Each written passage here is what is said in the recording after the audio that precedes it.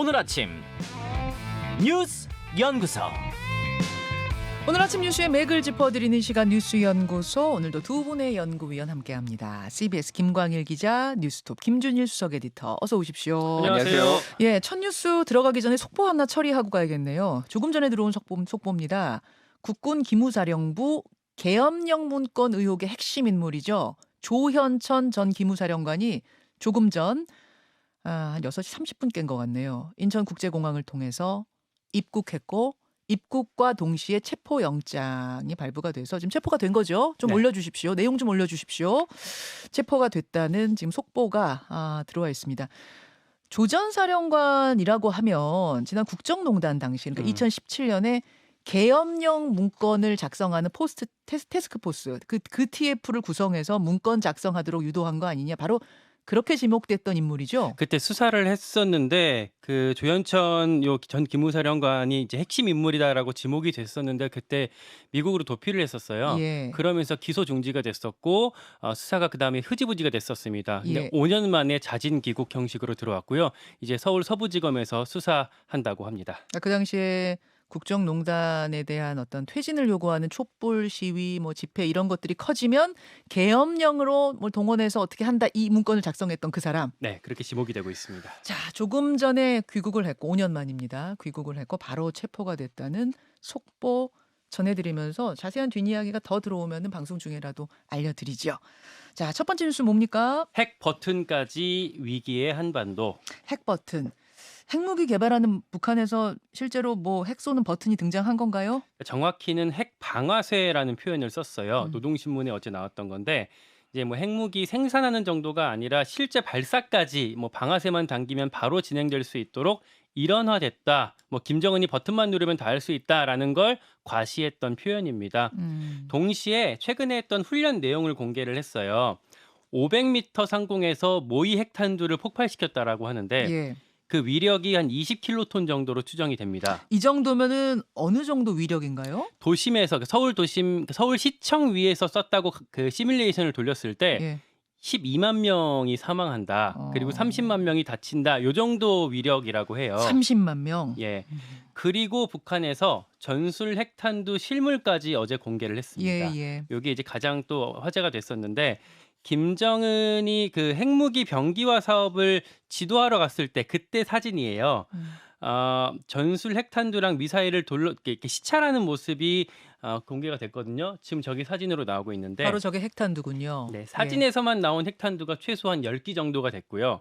핵탄두 이름은 저 김정은 뒤에 그 화산 31이라고 써 있거든요. 네. 예, 그 화산 31이라는 이름이 어제 같이 공개가 됐고요. 예. 그 뒤에 보시면 화산 31 장착 핵탄두들이라고 자세히 보면 적혀 있어요.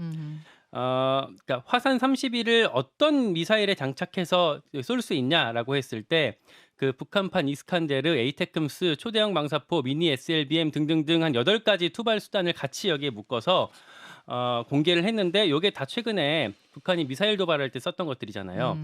그 의미는 한반도 전역에 우리가 이렇게 동시다발적으로 공격할 수 있다. 핵 공격을 동시에 할 수 있다라는 걸 과시했다라고 볼 수가 있고요.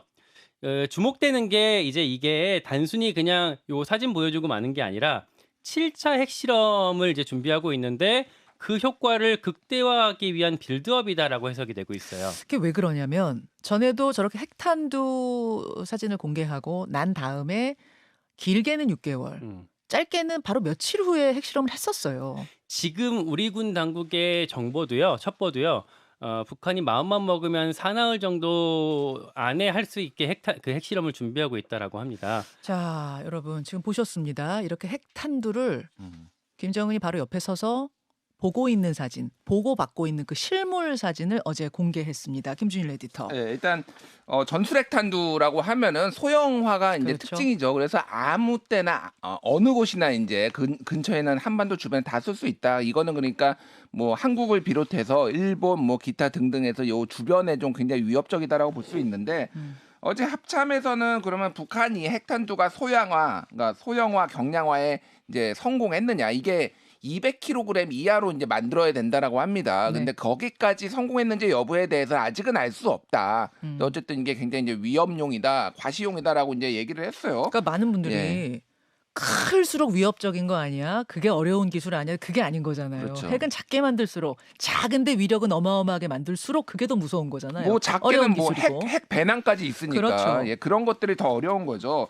근데 이제 뭐 앵커께서 말씀하셨지만은 예전에 과거의 사례를 보면은 2017년에 6차 핵실험 같은 경우에는 수시간 전에 핵실험 한 3-4시간 전에 핵탄두 공개하고 3-4시간 후에 바로 핵실험했거든요. 음. 그리고 2016년 같은 경우에는 1월에 4차 핵실험 실시하고 3월에 핵탄두 사진 공개하고 네. 9월에 다시 5차 핵실험했어요. 그러니까 몇 개월 안에 이제 핵실험이 유력하다라는 거고 지금 그 주호영 원내대표 같은 주호영 전 원내대표 같은 경우에는 현 원내대표군요. 네.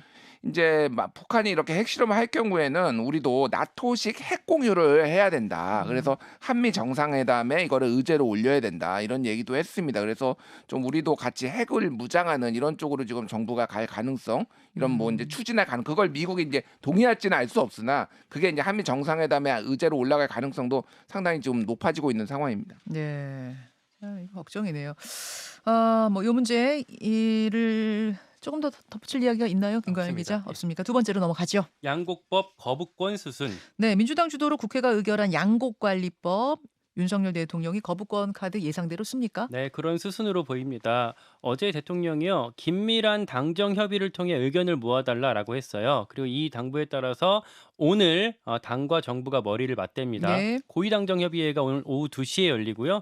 이게 한덕수 총리 주재로 하고 국민의힘 지도부가 다 참석을 하게 됩니다. 결론은 어느 정도 예측할 수 있을 것 같아요. 어제 추경호 경제부총리랑 정황근 농림부 장관도 제2요구권, 그러니까 거부권이죠. 거부권을 건의를 했고요. 뭐 이제 아마 이 거부권 건의한 거랑 또 당정 협의 같은 과정을 거치면서 어떤 명분을 쌓고 그렇게 대통령의 부담을 줄여서 대통령이 거부권을 행사할 거다라는 게 전체적인 중론입니다. 사실은 농민들 사이에서도 이거 지원해 준다니까 무조건 좋아 이런 분위기만 있는 건 아니에요. 이거 장기적으로 볼 때는 도움이 안 된다, 걱정된다라는 의견도 꽤 많고 하지만 당장은 도움 될 거다라는 의견도 있고 이런 와중에 대통령이 거부권 쓸 수 있을 것인가? 농심 생각해서 농민 뭐 이런 표 생각하면 쉽지 않을 거다라는 얘기도 있고 어떻게 보세요, 수석 에디터? 지금 어제 국무회의를 또 공개를 했어요. 모두 발언을 공개를 했고 거기에서 이제 강조했던 게 뭐였냐면은 네. 뭐 북한 인권 법안 뭐 이거를 이제 공개하겠다. 그거는 이제 앞에 이제 북한과 관련된 건데 여기에서 건전재정 얘기를 했고요. 그러니까 건전재정을 꼭 해야 된다. 지금 나라 빚이 많다라는 거 하나 그리고 당정 협의를 해가지고 모든 정책을 한 라인을 만들겠다. 이게 이제 어제의 모두 발언의 기조였거든요. 그래서 오늘도 이제 당정 협의를 해가지고 이거를 이제 결정을 한다라는 건데 지금 당에서는 지금 이거 반대해야 된다. 이제 거부권 행사해야 된다. 이렇게 이제 이미 건의를 추경호 장관부터 해가지고 다 건의를 지금 하는 상황이에요. 당에서도 그렇고 그래서 네. 거부권을 행사할 가능성이 높다라는 거고 그거는 말씀하셨다시피 농민단체에서도 의견이 엇갈리고 있다. 왜 그러니까 쉽게 말하면 쌀농사 안 짓는 데에서는 반대하는 거예요. 그러니까 쌀농사 짓는 데에서는 대체로 찬성을 하고 그러니까 이거를 이제 어떻게 이제 꼭 불리하지만은 않다라는 거 하나가 있습니다. 근데 이제 이게 우리가 요즘 탄핵이란 말이 너무 자주 나오듯이 이 거부권이란 말도 굉장히 자주 나와요. 이게 거부권이 역대 대통령이 써본 일이 별로 없거든요. 그러니까 사실은 국회에서 어느 정도 합의를 해서 올라오고 그거를 거부권을 웬만하면 행사 안 하고 이게 관례였는데 거부권이 언제 대통령 거부권이 있었냐면 2016년 5월에 국회법 개정안 이거 관련해서 박근혜 대통령이 거부권 행사했는데 그 이후에 완전히 급냉했습니다.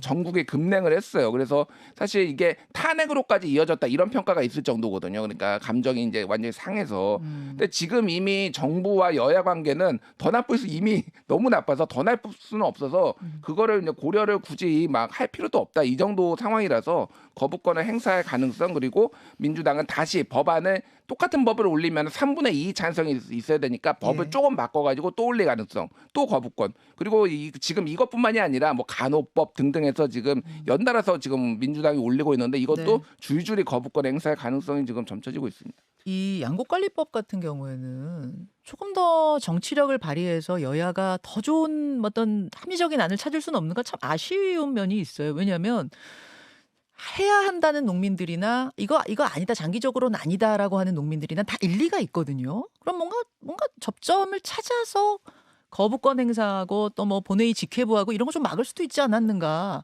아쉽습니다. 그러니까 그게 이제 사실 정치가 실종됐다라는 지적들이 많이 나오는 게 그 대목인 건데 저도 그래서 여야에 어제 두루 취재를 해봤어요. 도대체 뭐 하셨냐 그동안 좀 해결할 수도 있는 거 아니냐라고 양쪽에 물었는데 예. 다들 하는 말이 이게 지금 너무 예민한 게 단순히 양국법뿐만 아니라 아까 말씀하셨지만 직회부, 그러니까 예. 국회 본회의로 직회부하는 법안에 이제 1호 사례가 되는 거거든요. 예. 이제 의료법, 간호법, 다 뭐 기다리고 있죠. 줄줄이. 노란동 다른 법들. 다 있으니까 예. 어떤 그런 힘겨루기 차원에서 지금 이뤄지는 거고 이 프레임이 입법 독주냐 아니면 불통정부냐 이런 프레임이 다음 총선 때까지 가는 게 자명하기 때문에 양보할 수 없다는 얘기들을 하더라고요. 예전 같으면은 더 몇 날 며칠 밤새워서라도 토론해서 뭔가를 만들어냈던 것 같은데 이제 그런 게 사실 사라지고 있는 모습이 줄줄이 보이는 것 같아서.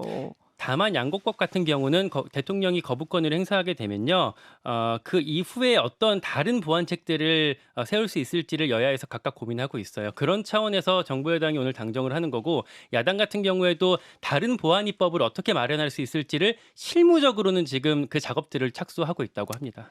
알겠습니다. 다음으로 가죠. 저출산이 직접 챙긴 대통령. 대통령 직속 저출산 고령사회위원회 줄여서 저고위 이렇게 부르더군요. 저고위 회의. 윤석열 대통령이 직접 주재했는데 대통령이 이렇게 직접 주재하는 게 7년 만이라면서요. 네, 원래 대통령이 당연직 위원장이거든요. 근데 이제 사실상 직접 참석 안 하고 어느 정도 방치가 돼 있었어요. 그러니까 직접 주재했던 게 2015년 12월에 박근혜 전 대통령이 했던 거 그 이후에 지금 7년 만이고요. 이 저고위는 언제 만들어진 건가 찾아봤더니 한 20년 됐더라고요. 네, 근데 예. 우리 잘 모르죠. 그렇죠. 그러니까 문재인 전 대통령 같은 경우에도 취임 첫 해에 위원장 그들이랑 같이 출범식 겸 간담회했던 거 한 번 한 거 이외에는 뭐 참석을 안 했었고요. 어제 나온 대책을 간단히 좀 설명을 드리면 예. 초점이 새로운 정책을 이제 막 공개하는 대신에 기존에 시행하고 있었던 정책을 보완 수정하는 거에 좀 초점을 맞췄습니다. 예를 들어서 맞벌이 가구들 이제 좀 대상으로 육아휴직 있잖아요. 네. 이제 사실 직장인 절반이 제대로 못 쓰고 있거든요. 실제로는 이거를 이제 직원들이 원할 때 쓸 수 있도록 근로 감독을 정부 차원에서 하겠다라는 대책이 좀 나왔고요. 전담 신고센터 같은 것들을 만들어서 사업주를 처벌할 방침까지 있다 이렇게 공개를 했습니다. 그리고 육아기에 근로시간 단축하는 거, 그거 정부에서 지원하는 것도 확대하겠다라고 발표를 했는데 그 부모가 경력 단절 없이 이렇게 자녀를 돌볼 수 있도록 하는 데 있어서 이런 것들은 필요하잖아요. 네. 현행은 초등 2학년까지로 그 지원이 제한이 되어 있는데 이걸 초등 6학년, 그러니까 만 12세까지 상향을 하고요. 기간도 부모 1인당 최대 36개월, 3년까지 최대로 했을 때 늘리기로 했습니다. 그게 보니까요. 그러니까 주당 15시간에서 한 35시간까지 줄여서 근무할 수 있도록 하겠다. 아이가 초등학교 6학년 될 때까지 한 3년을 그렇게 쓸 수 있게 하겠다라는 건데 이렇게 되면 좋아요. 네. 좋은데 문제는 이제 현실성 같아요. 이게 공무원이 아닌 이상 사기업에서 저 한 3년 동안 주당 15시간만 근무할게요. 이러면 오케이. 이럴 회사가 얼마나 될 것이냐. 현실적인 문제가 있어요. 그러니까 그런 부분들 아주 구체적으로 어떻게 그 현실화할 것이냐에 대한 부분들이 어제 설명이 좀 충분히 이루어지지 않았던 것 같고요. 그리고 뭐 윤석열표 특단의 대책이 나오지 않았다 이런 지적들도 있습니다. 뭐 재탕이다 이런 지적들 같이 나오고 있는 것 같습니다. 참 어려운 문제입니다. 사실은 저희 고민하시는 저고위 분들의 고민도 이해가 되는 면이 있어요. 이게 뭐 확실한 게 있다면 벌써 했겠죠. 20년 동안. 쉽진 않겠습니다만 하나하나 조금 더 현실성, 조금 더 획기적인 건 없었을까를 더 좀 물어보게 되는데 오늘 2부에 이 저출산 고령사회위원회의 상임위원이 출연합니다. 제가 그분께 김관일 기자가 지금 소개한 거 외에도 여러 가지가 있거든요. 요목조목 질문해보겠습니다. 덧붙이실 말씀 있을까요? 예, 짧게 말씀드리면은 예. 당에서 국민의힘에서 뭐 0세부터 18세까지 월 100만 원씩 주네 뭐 이거 아직 뭐 정책적으로 무르익지 않았지만은 이런 것들은 다 어디 지금 반영이 된 건지 좀 그것도 의문이고 어제는 없었어요. 예, 어제는 예. 없었습니다. 또 하나는 이제 이게 어제 대통령이 이렇게 말씀하셨어요. 복지, 교육, 일자리, 주거, 세제, 여성, 경제활동 등등 이게 모든 요소들이 복잡하게 얽혀 있다라고 말씀하셨어요. 그런데 어제 이제 케임브리지대 장하준 교수가 책 출간 때문에 한국 와서 인터뷰했거든요. 이렇게 얘기했습니다. 출산율 걱정하는 정부가 주 69시간제를 꺼내다니 경악스럽다. 그러니까 사실 이게 다 모순이에요. 기본적으로 이런 거를 하는 거 자체가. 그러니까 어떤 거에 진짜 초점을 맞추고 특단의 대책이 나오는지 좀 지켜봐야 될 것 같습니다. 알겠습니다. 여기까지 보고요. 2부에서 좀 더 자세한 이야기는 요 어제 그 안들을 만든 담당자와 함께 실무자와 함께 얘기 나눠보죠. 두 분 고맙습니다. 고맙습니다. 김현정의 뉴스쇼는 시청자 여러분의 참여를 기다립니다. 구독과 좋아요, 댓글 잊지 않으셨죠? 알림 설정을 해두시면 평일 아침 7시 20분 실시간 라이브도 참여하실 수 있습니다.